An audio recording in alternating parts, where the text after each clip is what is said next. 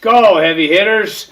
Looking back on it, of course, I had some good times there. I had some camaraderie that, just you cannot find or buy on the streets. When your life is in someone else's hand, you tend to be a little bit more loyal to these individuals. And you also tend to see true colors. True colors come out of people too. People that you think got your back don't always got your back. I'm going to start off with a reading of Just for Today, because some of you are wanting to do that. I generally just pick up the book, swing right or left. Today we'll go with right. God, grant me the serenity to accept the things I cannot change, the courage to change the things I can, and the wisdom to know the difference. Recovery involves change, and change means doing things differently. The problem is many of us resist doing things differently. What we're doing may not be working, but at least we're familiar with it. It takes courage to step out into the unknown. How do we find that courage? Great question. We can look around ourselves at NA meetings, at any program meetings. There we see others who found they needed to change what they were doing and those who have done successfully. Not only does that help quiet our fear and any change spells disaster. It also gives us the benefit of their experience with what does work. Experience we can use in changing and what doesn't. We can also look at our own recovery experience, even if that experience so far has been limited to stopping to just the use of drugs. We still may have many changes in our lives, changes for the good. Whatever aspects of our lives we have applied the steps to, we have always found surrender, better than denial. Recovery, superior to addiction. Our own experience and the experience of others in NA tells us that changing the things I can is a big part of what recovery is all about. The steps and the power to practice them give us the direction and courage we need to change. We have nothing to fear. Just for today, I will change. With the help of my higher power, I will find the courage to change the things that I can. So, change is a huge thing. It's a huge deal, and it's a huge deal for people getting out of prison. We come out with this horrible mindset of fuck everybody. I'm going to try and keep it PG to some degree because I'm trying to change that as well. I'm trying to be able to sit down with the president and still kick it with the ghetto. My people are my people. So, for me, change, it was one of the most embarrassing things that had happened for me when I got out was I went to Thrifty's with my mom to order ice cream, and the dude had, in my opinion, was disrespectful to my mother, and I snatched him from over the counter, and an inch from his face, I said, "You better watch who and how you speak to people, my boy, or else you'll find that this little pay number isn't worth having this job." And the look on my mother's face was just horrifying. It was absolutely, I felt like I was doing the complete right thing in what I did because of the respect level, but my mom was just horrified, and at that moment I knew that I had to change. The manager came over. Fortunately, the police weren't called. The manager chastised the young man, and the ice creams were free, but that look on my mom's face was just not cool, you guys. It was just not cool, and I thought it was right. I thought it was normal. I thought it was how I was supposed to act. And so for me, change took a lot, and guess what? Every single day it still takes a lot. Sometimes in society, when I start to get into full badger mode, my girl will reach over and she'll squeeze my hand, letting me know that my behavior's starting to go poor. And what I mean by that is I'm starting to not give a shit about anybody around me or their feelings or whether there's children around and what I'm about to say. So I still have to work on change every day. Although I've done the steps, you can do them, but you don't get to just do them and call it done. You can't say you're recovered after just doing the steps. You have to apply them in your life. You know, for me, third step is the hugest. If I don't have a God that I can lean on and seek advice from, because we all know inside what the right thing to do is. So, and that's just brought to our own attention. You can call it God, you can call it whatever you want, common sense, you can call it whatever you want. I still have trouble with change, guys. You know, I still, when I get around a certain crowd of another race, and I'm the only person in that crowd that's not part of that race, I get very uncomfortable. You know, even if it's simply at a meeting of some sort, you know, I still get very uncomfortable. I feel a form of anxiety, I guess it would be called. And, you know, my therapist likes to call it PTSD. And, you know, I hate to put a whole bunch of labels on me. I didn't come out totally right. I understand that. But I am working on getting as right as I can be. And for those of you that are trying to do that, salute. You know, whether you've been incarcerated or haven't been incarcerated, if you know that your behaviors are poor, hey, start working on them. So I consider everybody in society a tool. You know, I mean, I watch how this gentleman is acting, and I'm thinking to myself, man, I do not want to look like that. Whether it's extensive cussing, just the rudeness, whatever the case may be, I see that and I'm thinking, man, that looks ridiculous. And I know that I've done exactly what he's doing before. So I bring that to the front of my mind, like, hey, I really don't want to look like that in society, outside of society. I just don't want to appear that way. And in order to have people want to be around you, key word is to want to be around you. You can either start lowering yourself, and, you know, water floats to its own level.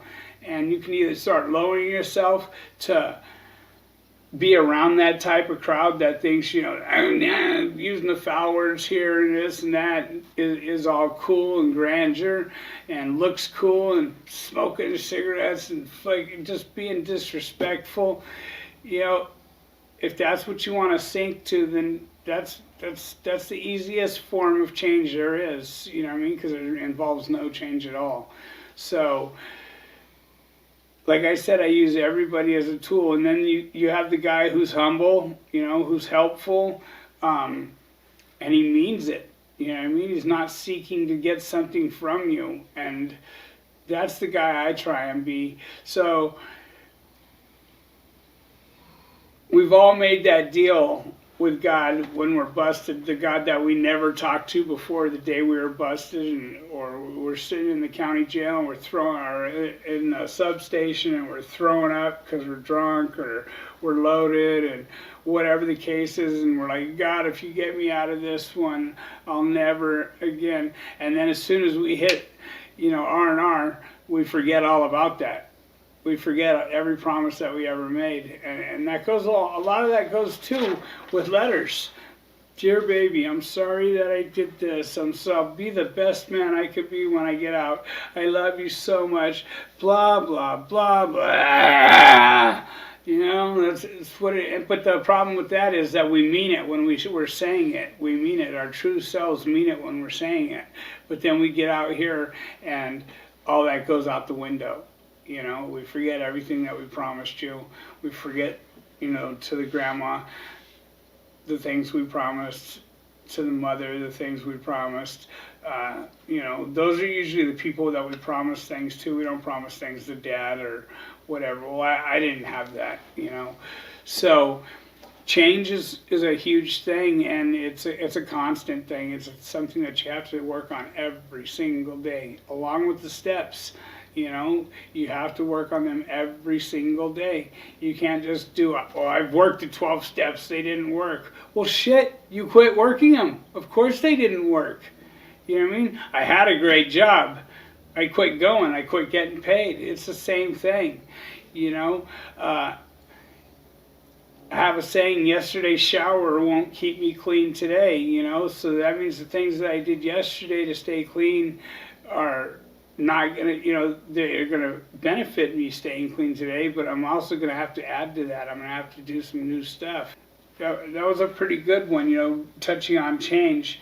So don't think that change ever ends, you know, it doesn't end until we hit the dirt, you know, and I tell you guys all the time, we spend 90% of our time in our heads, you know, let's make it a nice place to be. And that's where a lot of change has to come into play too.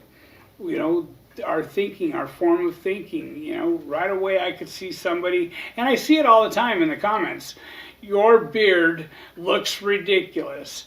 Man, if your life is so pathetic that my beard affects you, that's just comical to me. You know what I mean? I just feel sad for you, really. To those that are so worried about my damn program and not worried about their own program, it's just sad, you know. I don't know what they have going on in their life, but I know this, they're not trying to help anybody. They're not trying to help themselves. They're just very, very, very comfortable in misery. They wallow in it. They do what they can to be hurtful. Damn, you guys, I smell good, man. Wish you guys could catch a whiff of this Acqua di Gio. It smells good. Sorry, I just had to throw that in there. So I get to, that's a change I get to do today. I don't have to use some state soap, you know. I can put on some cologne and walk around smelling halfway decent. But, you know, the people, the trolls, as you guys would call them, mostly I feel bad for them because they're just so miserable. You know, they've never done anything to help anybody. It takes them putting someone else down for them to feel somewhat better, and it's just mind-blowing how hurt people, you know, and for whoever hurt them, I can't say, but I'll tell you this, if they keep holding on to that hurt and they don't work on it, you know, they're going to end up bleeding on somebody that did nothing to them. You know, it's just going to be that simple. You know,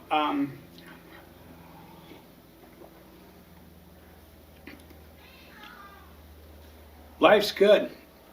Life's good when you want it to be good. Life is what we make it. You know, we can get up every day and be like, damn, I have to go to work. Damn, I have to feed the dog. I have to do the yard work.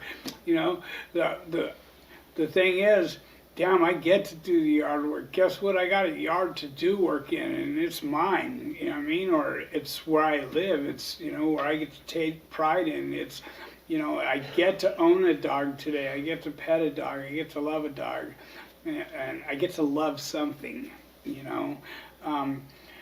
When we're incarcerated, none of us love ourselves. We're always trying to be the baddest motherfucker in there. We're trying to do the craziest shit, make the most heinous moves to look scary, you know. And not everybody that goes in there are built that way, you know. And just out of fear, they'll do those things. They'll go above and beyond. I know I'm speaking from experience. I was not built that way. I had a good grandparents that loved me.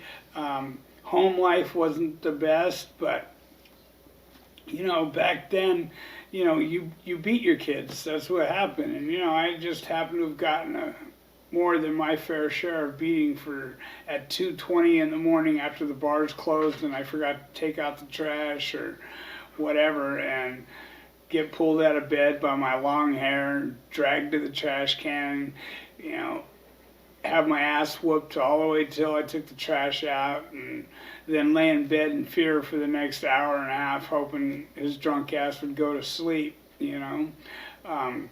But as far as that goes, I had the opposite, you know. I mean, I had my kind and loving grandparents, so I knew the skeptic of the scale of both sides. I knew what kind and loving was, and I also knew what brutality was. And it was so much easier to be brutal, you know. Throughout junior high, I was the greaser, guy smoking weed under the bleachers, long hair, greasy hair.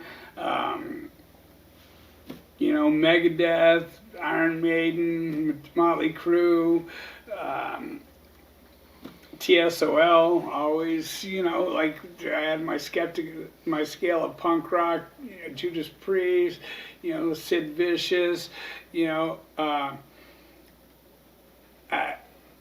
I knew what brutality was, and so did they. I came from what they call today latchkey children. I was one of those, and we'd all group together, and we'd all pitch in and get a bag of weed, or order some Pabst Blue Ribbon. And back then, doing beer runs was not like a major felony like it is today. So we'd go in and, between three of us, a six-pack would get us a buzz or whatever, throw them down at the marina in the Colorado River and throw them in, and we'd dive for our Mickey's Big Mouths, and, that was life. And then we'd come home and, hopefully Dad wasn't home, and we'd have somewhat form of, we'd all have dinner type thing. It wasn't like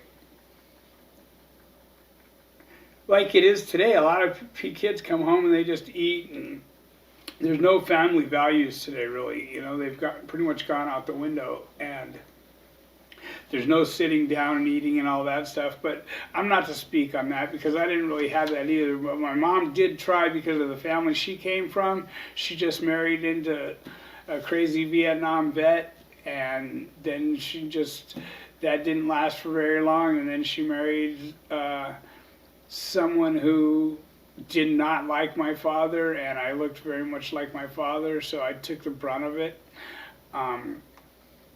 She still apologizes to this day that I was put through the things that I was put through, and hey, they made me who I am. There's a lot of things people say, I wouldn't change anything in life. I definitely would. I definitely would have kept my mouth shut. And if I could go back and tell the old me, the young me, a lot of things, I would tell me to mind my business in this situation.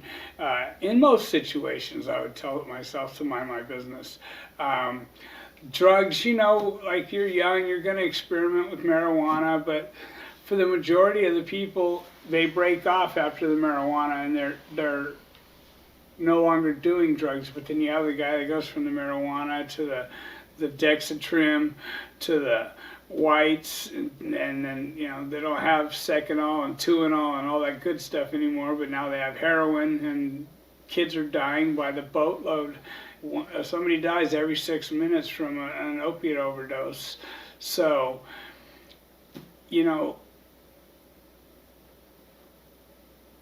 I don't know, guys. There's a lot of decisions that these kids don't get to make because they haven't had a role model or somebody to step up and say, hey, man, this is what could happen. Reagan used to run a lot of Scared Straight programs. They did what was the one that DARE? Yeah, the DARE program, And nowadays, if you stick a DARE sticker in your car, you could bet your ass you're going to get pulled over because the cops know you're delivering narcotics.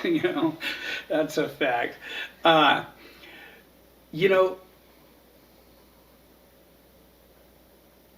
There's somebody out there that you're going to respect as a young man, a young woman, or whatever, and, you're going to be able to reach out to them, and if you do that at an early age, things could be well for you. If you don't and you run on your own accord, I lived in a boat, I lived all over the place, foster care, blah, blah, blah, and all that did was land me in the institutions, and from there, like I don't know if those of you who haven't seen my story, my dad stuck a needle in my arm at 13 years old, and I was off and running from there.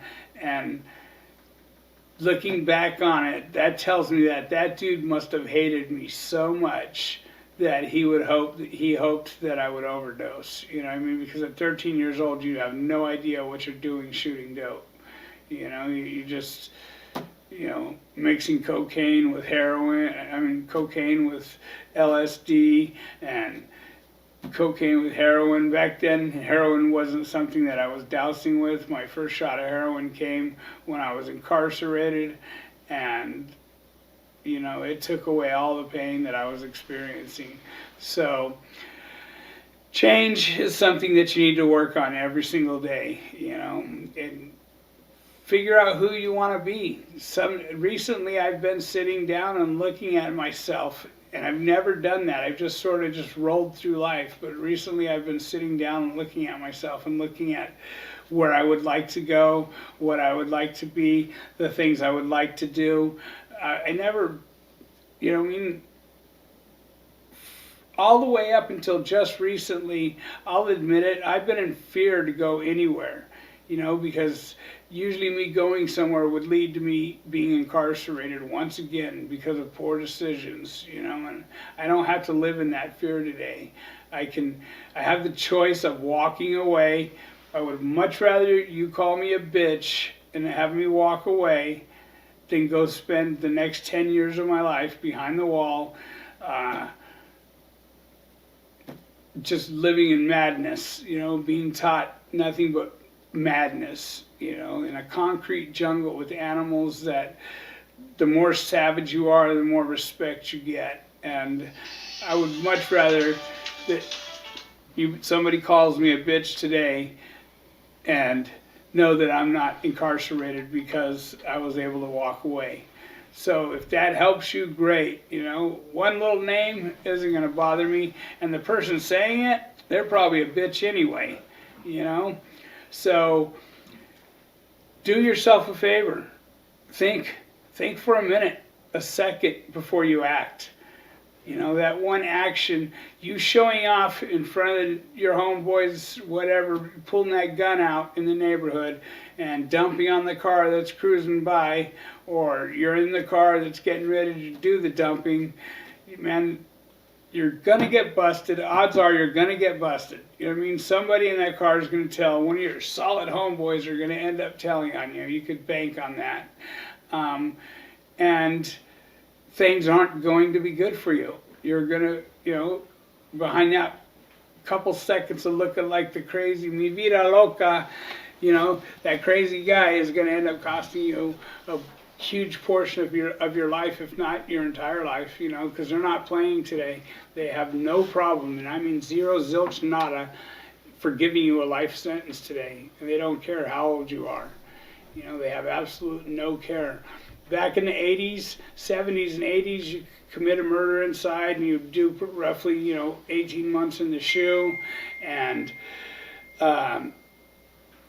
that's it. You came out, you've earned your name, you've earned your title, you put in your work, whatever. You commit a murder inside today, and they want the full issue. It's a street murder, same thing. They want 25 to life, and odds are all these alleged convicts are going to be witnesses against you. It's really sad how things have gone. There used to be a code inside, a convict code, and you did not speak, and you did not, there was no bootlicking, there was no, you didn't speak on anything. So that, and the way we look at it is, if they have no witnesses, they have no case. And 90%, you watch all these shows, 99% of these people tell on themselves. All they got to do is learn this word, both in English and Spanish. Lawyer. Okay, that's in English. Abogado. Spanish. Learn those two words, that ends everything. Now they have to build the case against you, because every time you open your mouth, something is going to be used against you. They're going to twist you up, and it's going to be used against you. They're going to say, well, you said this earlier. Why, you cannot explain yourself out of a stabbing. You cannot justify it to them that they had it coming. Even though the person may have had it coming, you can't justify it to them. You are going to jail. Just keep your mouth shut. Rule number one, just keep your mouth shut. If you're a youngster, get your parents there and request a lawyer right away. Do not talk. The other thing is, if everybody were to quit taking deals, This was my idea. I was trying to get with, some of the main fellas and have it be that nobody, and I mean nobody, was allowed to take a deal. Because they only have a certain time frame to get you in and out of court. And if everybody's taking deals, they're able to do that. But if every race were to group together and quit taking deals, it would flood the courts. They would have to be kicking cases out left and right because they wouldn't have been able to establish everything in the time frame that they needed to. So the deal making thing, you think you're benefiting, but you're really just screwing the next guy. You're screwing yourself for down the road later anyway, but if nobody took deals, it would flood the system, and next thing you know, people would be walking. So that doesn't have anything to do with change. I just wanted to put that out there. Hopefully you're not putting yourself in a position to where you have to say lawyer or you have to try and explain your way out. The only thing I will give them is my name. They have my jacket. It's nothing nice when you have what I have on my jacket, because as soon as I'm pulled over, I'm taken out of the vehicle at gunpoint. There's no, driver, put your hands out of the vehicle. Unfortunately, I don't have that very often because I'm not in fear of it, and being in fear of it sort of draws that attention to you. It puts it into the universe and it comes back. And I notice that those that are doing dirt are always seeming to be dealing with the police, And I notice that since I haven't been doing any dirt, I don't have any interactions with the police, and I don't have any problems nodding my head, It ain't like we buddies or anything, but I have no problem showing my respect and, keep pushing. So, I don't know. I just wanted to do a reading of Just for Today for you. Spend a few minutes with you. I didn't know what the topic was going to be, but it was a pretty decent one. And let you know, change is something that happens every single day. And there's some things I will not change. I will not change waking up and without saying the third step prayer. I will not. I try and stay out of self. And the more I stay out of self, the better off I'm doing. I let you guys know I've been helping people get into,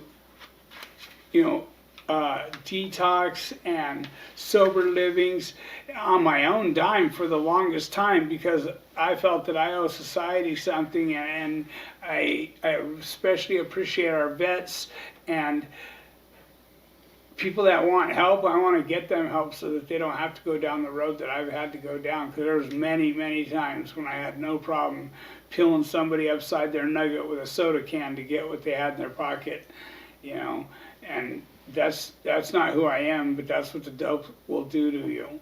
So, and if you think you're above that, you're probably still stealing from your parents' house, or your neighbor's house. You're not out there doing any big crimes yet, but because I'll tell you what, when all that other shit's burned out, that's where you end up. You end up doing what you have to do to get what you have to get. And the big way of avoiding that is just not to do it. If you're watching this channel, you probably already made the choice of you have done some drugs and you're trying to figure out a way to stay off of them. Okay, I suggest meetings. I also suggest the steps, and I suggest that you work the steps on a daily basis in your life. With that said, some people want it to happen, some people need it to happen, but heavy hitters make it happen. Nothing but love and respect shot your way.